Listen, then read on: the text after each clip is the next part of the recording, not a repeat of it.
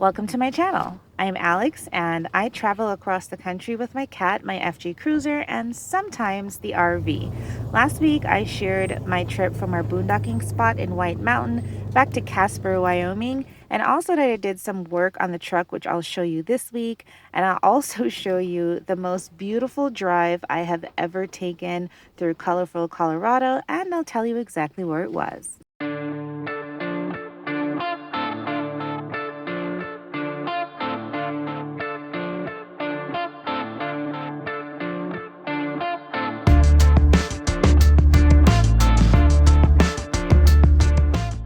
Hopefully you guys can hear me well throughout this video because I'm actually tent camping in windy, below freezing temperatures in the mountains of New Mexico right now. But let's get back to the video. So last week I shared that I had added airbags to my rear suspension. I didn't get one of the nice fancy ones with the built-in onboard air compressor, so I just used my regular 12-volt compressor that's always in the truck to fill both sides. This is how it helps me tow flat. It raises or drops the back of the FJ Cruiser, which gives me a flat towing surface. And then once I'm done, I just screw his piercing covers back in and it's time to go. I did this the day before because I wanted to peel out of there as early as possible because a drive from Casper, Wyoming to southern Colorado was definitely going to be a long one. Sadly, also, this is the third week in a row that I'll have to share hostile and racist experiences I had on the road, and once again, it was in Wyoming. So about 2 hours outside of Casper, I was in the middle of nowhere and I saw a gas station, so I said, let me fill up now, just in case I don't run into another one anytime soon. A bunch of bikers in front of me apparently had the same idea, so we both pulled in. They went on the left, I went on the right, and apparently that was not good enough for them because they came and blocked me in. Once again, they didn't count on the fact that I can back up my trailer, so I was able to just back up and leave. Luckily, there were other gas stations on the way. I found another one about half hour later, and I was able to fill up with ease and without bikers. After my misadventure with the bikers, I just hightailed it to Colorado, but of course, as soon as I got there, I hit their legendary construction and was basically off-roading on what was supposed to be a highway. And that's cool. I have high clearance and sturdy tires on the trailer, but you just know that when you get to wherever you're going to, it's going to be a disaster inside.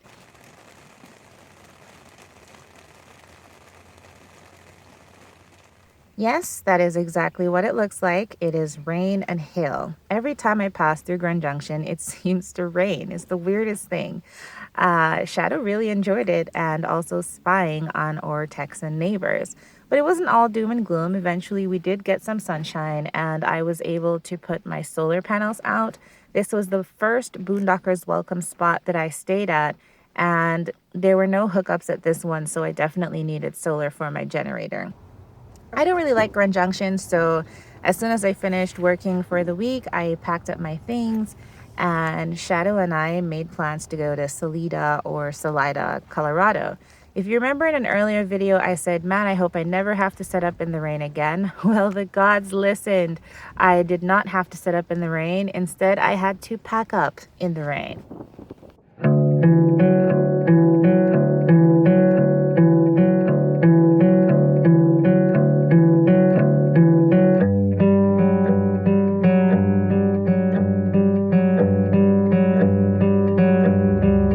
One of the downsides to going with a manual compression system for my rear airbags on my suspension is that it's probably not a good idea to do this when it's raining. So thankfully it did stop and I was able to get that done, double check that everything was perfectly set, and then it was time for us to go.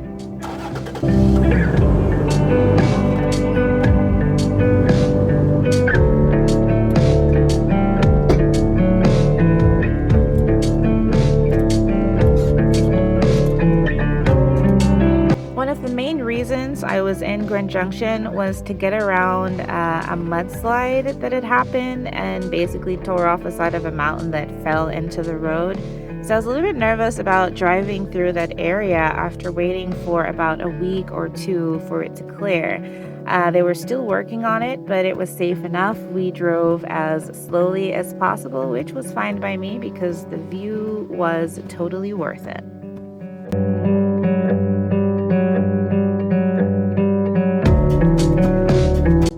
I'm always disappointed by the inability of my dash cam to pick up the elevation when I'm out. So the fact that you can actually see that clearly in this video tells you just how steep the hills were.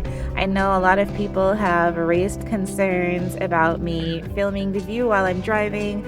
Trust me, it's my dash cam, or I have my Osmo Pocket, which literally has 2 buttons, on and record. I never look, I just point the camera, keep my eyes on the road, and keep driving, so my eyes are never actually in the direction of what's filming. I do end up having to throw away a lot of footage by filming that way, but obviously it is much safer than taking my eyes off the road.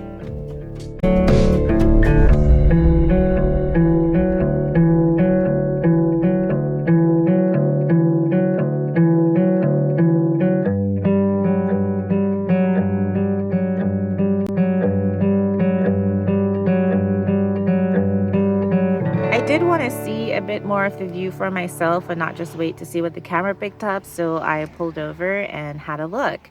If you've seen these pictures on my Instagram before, well, now you know the story behind them.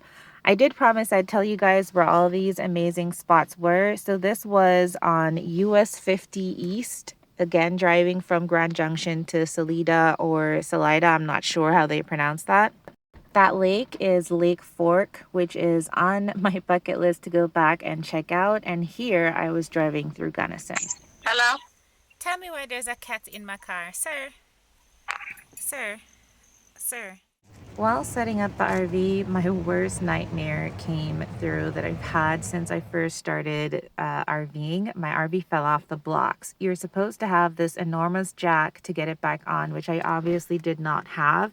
But I did fix it, and I will show you guys how I managed to pull that off just in case it ever happens to you.